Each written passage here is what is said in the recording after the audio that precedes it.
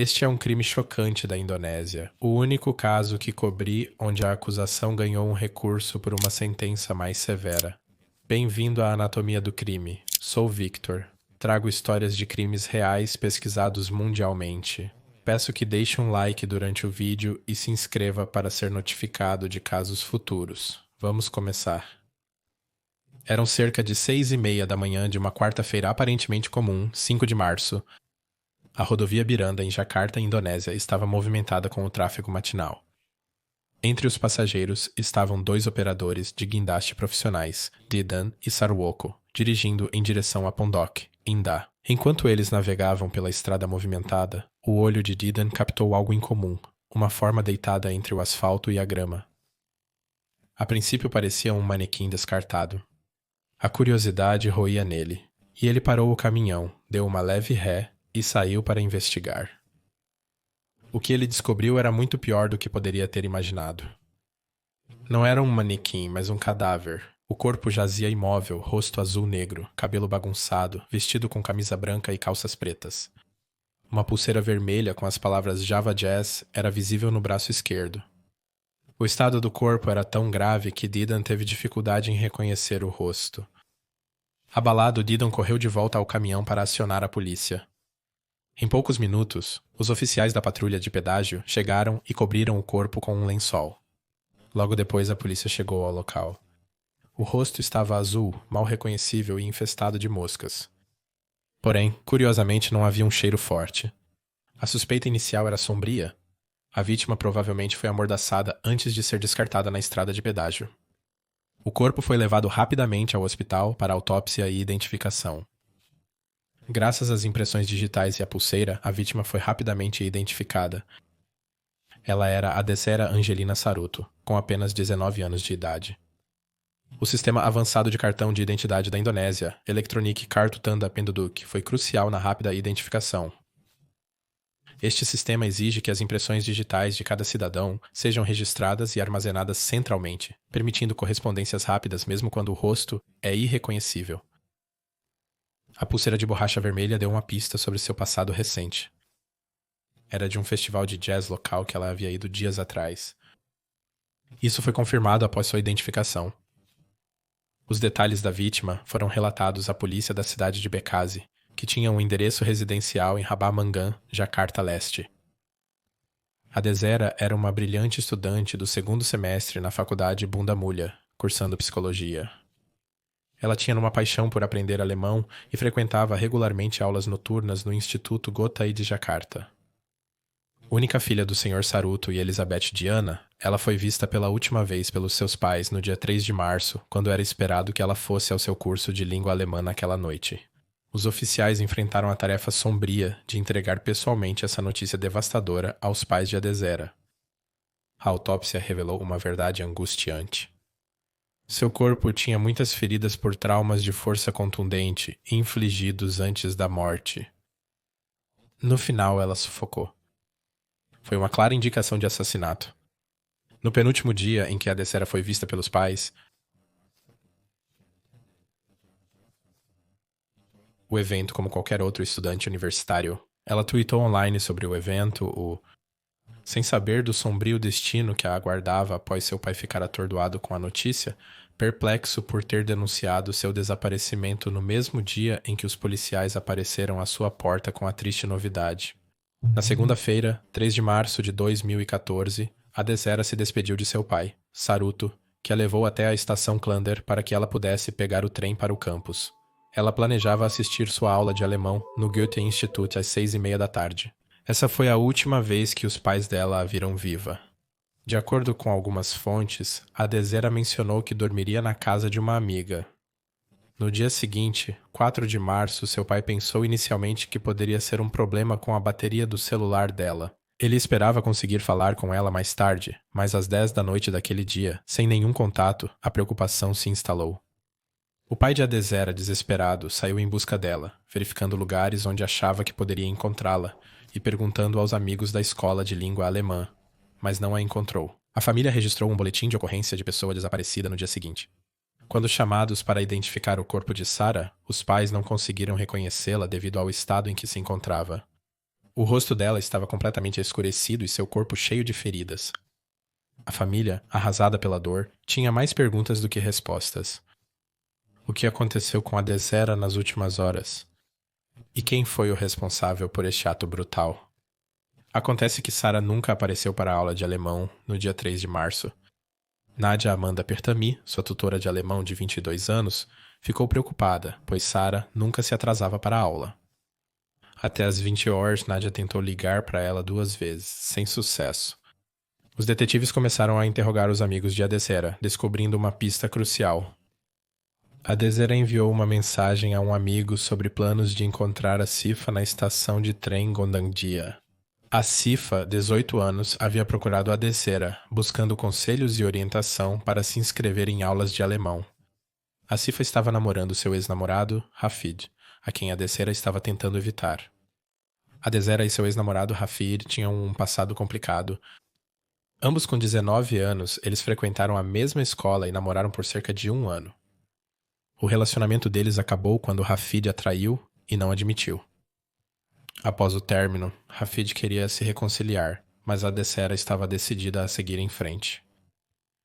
De acordo com a mãe de Adesera, Elizabeth, Hafid parecia educado, gentil, atencioso e muito romântico, vindo de um ambiente bem abastado. O pai dele era médico. Ela sabia que Adesera terminou com Hafid porque ele a traiu. Quando a polícia interrogou a tutora alemã de Adesera, Nadia, Adesera havia confidenciado a ela sobre o quão ruim foi o término deles e as consequências resultantes, descrevendo Hafid como ciumento e possessivo. Durante todo o relacionamento, ele parecia externamente amoroso, mas extremamente controlador. Talvez a traição tenha sido a gota d'água, e o término foi o alívio muito necessário do controle dele de que ela precisava. Ela queria romper todos os vínculos com ele. Até mesmo deletou todas as fotos deles juntos do celular. Ela queria seguir em frente. E como você verá, a tentativa de Hafid de reconquistá-la só pode ser descrita como assédio. Ademais, as divergências em seus contextos religiosos influenciaram a decisão de Sarah de encerrar o relacionamento. No entanto, Hafid continuou a incomodá-la nas redes sociais, chegando até a contratar alguém para invadir suas contas. Apesar de seu atual relacionamento com a Sifa, Hafid ainda entrava em contato com Sarah, um fato conhecido por Azifa. Depois da reunião de 3 de março, ninguém mais soube de Adi Sarah.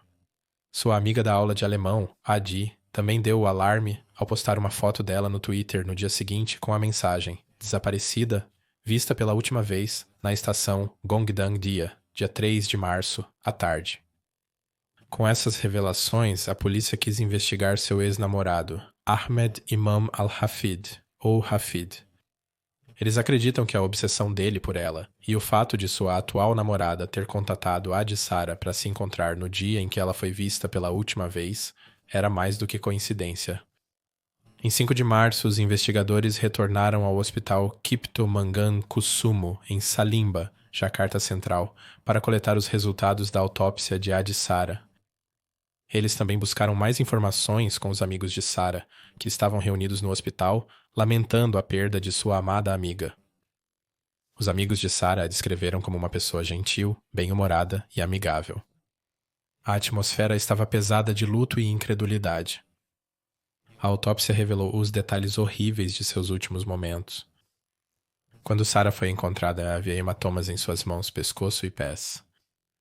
Seu rosto estava azul, quase irreconhecível, e sua boca estava cheia de jornais. Ela morreu por asfixia devido a um pedaço de jornal alojado em sua garganta. Os inúmeros hematomas indicavam que ela havia sido espancada com um objeto contundente, sugerindo que sofreu abusos horas antes de sua morte. Entre aqueles que lamentavam no hospital estavam Hafid e Asifa. Eles pareciam chocados, expressaram condolências e foram às redes sociais amaldiçoar o responsável pela morte de Sarah. Hafid parecia particularmente abalado e angustiado, misturando-se aos amigos enlutados. A polícia interrogou Hafid e notou que ele não tinha um álibi forte na noite em que a de Sarah desapareceu. Algumas fontes dizem que a polícia notou uma marca de mordida em sua mão. A polícia prendeu Hafid no dia seguinte, 6 de março. Hafid, que foi detido às 4 da tarde, no Rumah Sakit do Mangunkusumo Central Jakarta, enquanto lamentava a vítima. Hafid confessou rapidamente durante o interrogatório. Ele contou à polícia o envolvimento de sua namorada, Azifa, e ela foi presa 1 hora depois na Universidade Calvis, em Pulamas, Jakarta Leste. Durante o interrogatório, a polícia observou que os suspeitos não demonstraram remorso. Na verdade, eles até riram em alguns momentos, demonstrando uma assustadora indiferença à gravidade de seus crimes. Eles admitiram que uma Sara foi morta dentro de um pequeno carro que a vista ao longo da rota de Jakarta Sul para Jakarta Leste, após horas de tortura e espancamentos. A sequência seguinte de eventos juntou a jornada de Hafid, Asifa e sua vítima, revelando um caminho sombrio e distorcido que levou ao trágico fim de Sara. Os trágicos eventos de 3 de março se desenrolaram com uma precisão sinistra que foi colocada em movimento por Hafid. Ele pediu a sua namorada Asifa para marcar um encontro com a Adessera, sob o pretexto de ter aulas de alemão. Eles se encontrariam na estação de trem antes de ir para a aula. De acordo com Hafid, essa era a única opção, pois a Adessera se recusou a encontrá-lo. Segundo Asifa, o casal planejava sequestrar apenas a Adessera, possivelmente como um plano de vingança. A reunião ocorreu por volta das 5:30 da tarde. Adessera encontrou Asifa e ela foi amigável e agradecida. Mas logo depois, Hafid fingiu estar coincidentemente na área e ofereceu-lhes uma carona. Não está claro o que Asifa disse a ela, mas de alguma forma ela convenceu a Adessera a entrar no carro. No entanto, nada de ruim aconteceria ainda. Como esperado, ou talvez inesperado, Hafid os levou para as aulas de alemão na área de Menteng, no centro de Jakarta. Ambas as mulheres saíram do carro. Hafid e Asifa fingiram ter uma discussão na qual ele pediu para Asifa voltar para o carro. Asifa, visivelmente chateada, implorou a Ansara para não deixá-la voltar sozinha para o veículo. Não está claro quais palavras foram trocadas aqui ou por que a Adessera voltou para o carro. Talvez ela sentisse que tinha experiência pessoal do que Asifa estava passando devido ao seu próprio envolvimento e experiência com Hafid, emocionado ao ver os dois lutando. Uma vez dentro, porém, a armadilha foi acionada e a situação se tornou violenta. Os dois começaram a agredir a Adessera. Preocupada que ela pudesse fugir, Asifa admitiu ter tido o brilhante plano de pedir para ela tirar suas roupas. A vergonha de estar nua em uma sociedade conservadora a manteria dentro do carro. Ela ia despir a Adessera ela mesma, mas ela resistiu e escolheu se despir por conta própria. Por volta das 19 horas o abuso piorou. Hafid chutou a Adessera no pescoço, bateu nela e aplicou choques elétricos com uma arma de choque, atingindo-a pelo menos 3 vezes. Asifa se juntou batendo em Adessera com seus sapatos. Para silenciar seus gritos, Asifa enfiou o jornal na boca de Adessera. De acordo com a confissão deles, a agressão eventualmente fez Adessera desmaiar. Às 9h25 da noite, Asifa verificou o peito de Sara e não conseguiu detectar batimentos cardíacos. Então ela verificou o pulso e a respiração dela, mas não havia nenhum. Em uma reviravolta macabra do destino, foi quando a dupla relatou ter problemas com o carro.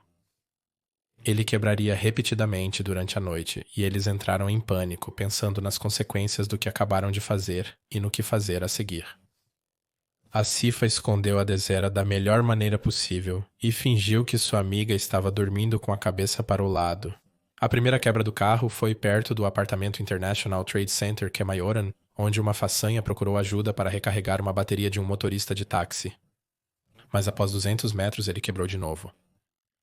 Esse padrão se repetiu. O carro falhou repetidamente à noite. Eles seguiram dirigindo à noite, aparentemente com o corpo de Adessera. Devo notar, essa foi a versão deles. A única coisa clara é a linha do tempo, e é muito provável que eles tenham apresentado essa versão, pois a mostra da maneira mais favorável possível. Também pode ser possível que Adessera estivesse vivo, entrando e saindo da consciência, enquanto eles continuavam seus atos nefastos. Às 2 da manhã, ao passar por Kemayoran, o carro falhou novamente. Nesse ínterim, Asifa recolocou as roupas de Sara. Às 11 horas do dia 4 de março, Hafid pediu uma bateria de carro a um amigo. Ao chegar, o amigo perguntou sobre a pessoa que continuava no fundo. Hafid respondeu casualmente que era de fato um corpo, o que seu amigo descartou como uma piada mórbida. Uma vez que o carro estava funcionando novamente, a dupla então começou a procurar uma oficina, mas não conseguiu encontrar uma em Rabar Mangan. Finalmente, às 5:30 da tarde, eles encontraram uma oficina em Salemba. O corpo de Atazara foi deixado no banco de trás, coberto com um tecido pashmina pertencente a uma sifá. Após o conserto do carro, eles prosseguiram a viagem para descartar o cadáver de Sarah. Em algum momento, eles desligaram o celular de Sarah, tentando apagar ainda mais sua presença. Às 9 da noite, eles entraram na estrada de pedágio West Bekazi-Bentara. Ao chegar no quilômetro 49, em direção a Sikundir, eles descartaram o corpo de Sarah sem cerimônia à beira da estrada de pedágio. Depois, eles dirigiram em direção ao mar de Jatai, Bikazi, descartando vários itens ao longo do caminho, lenços, jornais e a carteira de Sarah. Eles saíram da estrada de pedágio Jor em Mar de Jatai e reentraram, finalmente parando em Indo-Marit, em Pulau Gabang, para limpar e descartar as evidências restantes. Eles descartaram os sapatos e a bolsa de Sarah antes de voltarem para casa.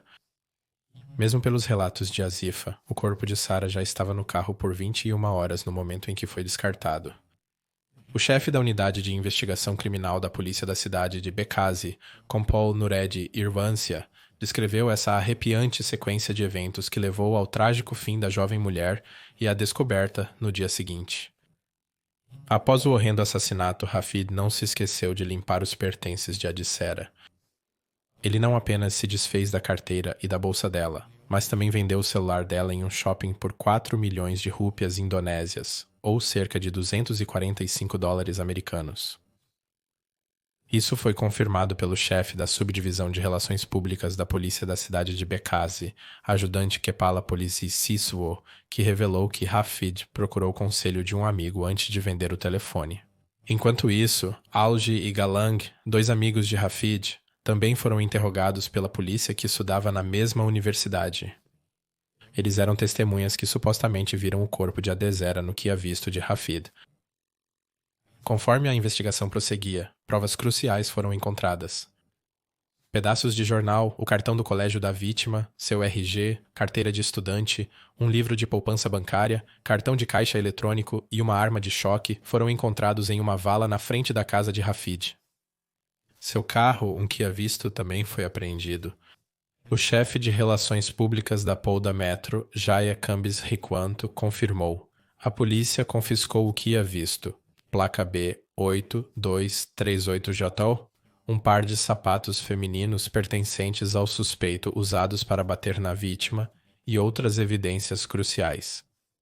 O carro foi uma testemunha silenciosa da brutalidade que foi infligida a Adessera. Qual foi o motivo por trás deste crime? De acordo com a polícia, a motivação de Hafid surgiu da frustração de que Adessera se recusou a se comunicar com ele após o término. Ele não aceitava que ela queria seguir em frente e ficava cada vez mais frustrado por ela não querer reatar o relacionamento. Ele queria dar uma lição nela e expô-la à sua dor. Asifa, por outro lado, temia o abandono.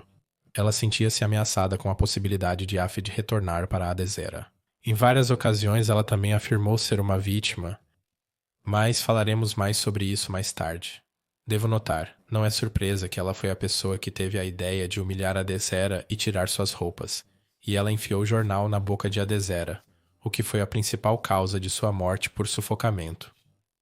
Apesar de suas alegações de que a intenção inicial era apenas sequestrar Adessera, a presença de uma arma de choque e as agressões que infligiram por um longo período de tempo indicavam o contrário. Como eles não procuraram ajuda por horas e até chegaram a vender o telefone dela, jogar fora seus pertences e simplesmente a abandonaram na beira da estrada como lixo, foi extremamente cruel. Adessera foi descrita como sendo bonita como a mãe, mas seu corpo em decomposição, quando encontrado, nem mesmo foi reconhecido pelo próprio pai. Tamanha foi a crueldade do crime deles. No caso de Hafid e Asifa, a intenção deles pode não ter sido causar a morte de Adessera, mas sim humilhá-la. A maneira imprudente com que eles cometeram esse crime não mostrou preocupação com o bem-estar dela em nenhum momento, e isso levanta suspeitas de intenção. Mesmo por conta própria, eles falharam em verificar como ela estava, apesar de estar inconsciente, questionando ainda mais a veracidade da versão deles dos fatos. Durante o julgamento, Hafid e Asifa terminaram o relacionamento e estavam sentados separadamente. Asifa se apresentou como uma participante relutante, afirmando que ela concordou por medo das repercussões de desafiar Hafid. Contudo, essa narrativa contradisse significativamente a confissão inicial deles à polícia. Ambos foram acusados sob o artigo 340 do Código Penal por homicídio premeditado. Em um julgamento realizado em 9 de dezembro de 2014, Hafid e Asifa foram condenados a 20 anos de prisão. Asifa, em sua defesa, insistiu, citando: "Eu nunca tive nenhuma intenção, muito menos planejei matar a vítima. Eu nunca preparei as ferramentas que seriam usadas para matar a vítima." Suas palavras citadas do arquivo de cassação refletiam uma tentativa desesperada de transferir a culpa. Asifa continuou, citando: "Na verdade, eu nunca pensei ou imaginei que os jornais, cuja intenção era apenas encher a boca da vítima para que ela não gritasse, realmente causaram a morte de Adezera." Ela afirmou que a pessoa dominante na tortura de Adezera era Hafid, que a eletrocutou várias vezes. Asifa admitiu apenas ter dado um tapa em Adezera e outras ações menores. "Não era minha intenção, mas por causa das ordens de Hafid", afirmou Asifa. Em uma condição encurralada em um carro trancado, sob pressão de Hafid, eu estava com medo e confuso sobre o que fazer. Sua voz tremia enquanto ela descrevia o medo e o pânico que a haviam dominado. Asifa pintou um quadro de terror, dizendo, citação: "Vendo Hafid realizar esse abuso, eu apenas fiquei em silêncio e tinha medo de ver o que ele estava fazendo. Em um estado de pânico de mente instável, eu apenas segui o que Hafid ordenou, porque eu tinha medo que acontecesse comigo." Considerando a natureza temperamental e irritada de Hafid, seu depoimento retratou uma jovem mulher dominada pelo medo e manipulada para a conformidade. A saga sombria em torno do assassinato de Adezera não terminou com o julgamento. Os vizinhos de Asifa relataram cenas perturbadoras que pintaram uma imagem diferente de seu relacionamento com Hafid. Citação: "Asifa foi vista sendo esbofeteada no beco à noite." "A família não sabe", disse Genu, um vizinho. Genu expressa perplexidade sobre por que a família de Asifa continuou a acolher Hafid, até mesmo se gabando dele. Citação: "Eu ainda me lembro", disse a mãe de Asifa, "o namorado de Asifa é carinhoso, gosta de amor." O drama no tribunal chegou ao ápice após a leitura do veredicto. Asifa Ramadani supostamente desmaiou ao ser retirada do tribunal. Em 9 de julho de 2015, o Supremo Tribunal concedeu o recurso do promotor, aumentando as penas para Hafid e Asifaya para prisão perpétua. Esta decisão os marcou como alguns dos mais jovens a receberem punição tão severa na Indonésia. O tribunal observou como Adezera era filha única, e a perda e a dor irrecuperáveis que isso causou a seus pais, cuja linhagem terminou com sua morte, é uma crueldade que deve ser reconhecida. É provável que esses sejam fatores importantes na cultura e nos tribunais indonésios. Caros ouvintes, o que vocês acham? O assassinato de Adezera foi premeditado? Ou foi um sequestro e espancamento que deu terrivelmente errado? Em uma entrevista em 2022, os pais de Adezera revelaram sua jornada em direção ao perdão. Deus, com sua promessa de nos acompanhar como Sara acabou morta, eu culpo Deus e estou brava com Deus. Eu nunca imaginei que nosso único filho seria chamado antes de mim e minha esposa. Os pais são como nosso passado, que quando os pais morrem, ainda temos esperança para o futuro da família para ter filhos. Mas quando a criança se vai, o futuro se vai. Ele disse: "Você tem que amar seu inimigo, senão não está seguro, você será removido." Não retribua o mal com o mal. Eu orei assim: Deus me fortaleça, Deus me fortaleça. Esta é a última vez que vejo Sara. Sara será enterrada? Então eu estava Arrastada lentamente como se eu entrasse no túmulo. E a água é a água do amor, Pai. Bapa, eu sei que o sentimento de amor, Pai, é incrível. Eu sei que seu coração é Ropit e Nazifa também são seus filhos. Então Bapa que está triste. Oh, por que você fez isso? Algo ruim? Então Bapa quer levá-los ambos para retornar à sua paz interior com... É a coisa certa. Então eu disse: ok, Pai, Não me puxe mais fundo para sentir seu amor. Pai disse, todos os dias eu choro por cada ato humano que faz o mal. Eu pensei, Deus, todos os dias você não se cansa de chorar, certo? É justo que você dê Jesus para salvar os humanos. Eu disse.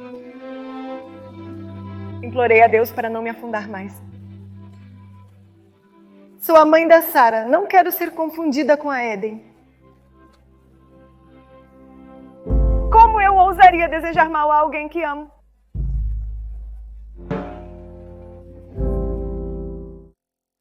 Este caso causou um enorme clamor público em toda a Indonésia. O fato de os perpetradores serem um casal de adolescentes levantou uma discussão sobre a violência juvenil. Olhando para o perfil social do casal, Asifa parecia apenas mais uma jovem normal, enquanto Hafid havia mostrado cyberbullying para a Dussera após o término, via Twitter e hacking. A violência juvenil, marcada por agressões físicas ou até assassinatos, é preocupantemente comum globalmente. Por exemplo, nos Estados Unidos da América, o homicídio é a terceira principal causa de morte entre jovens de 15 a 19 anos. Amigos e familiares falam carinhosamente de Adesera, lembrando sua natureza gentil, humorística e amigável, sempre disposta a ajudar quem precisasse, algo que seus algozes sabiam e usaram contra ela para armar uma armadilha mortal. Adesera Angelina Saruto, que você descanse em paz.